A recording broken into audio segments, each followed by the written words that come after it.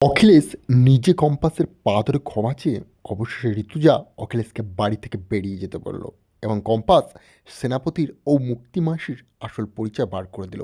বন্ধুরা, কম্পাসের চলন্ত পর্বে আমরা দেখব ঋতুজা বলে কি ভুল হয়ে গেল, মুক্তি বলে কাঁদিস নারী, কিচ্ছু হয়নি, সব হয়েছে এই অখিলেশের জন্য।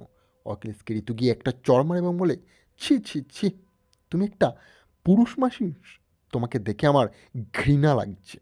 উল্টো দিকেই কম্পাস বলে, আমি কিচ্ছু বুঝতে পারছি না, মা ভুল করছে, এটা একটা ভয়ানক ট্র্যাপ, সেই ট্র্যাপে আমরা পা দিয়ে ফেলেছি। এই সেনাপতিকে ধরলেই সমস্ত সত্য স্বীকার হয়ে যাবে।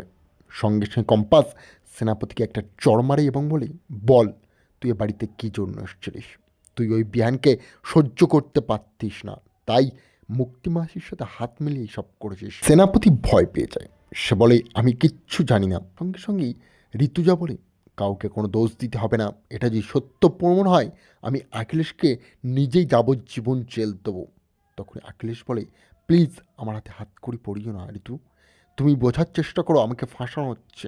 পরিবারের লোকজন সবাই বলে, কি বলছো কি, মুক্তি তোমার প্রেমিকা, আর তোমাকে কীভাবে ফাঁসাতে পারে?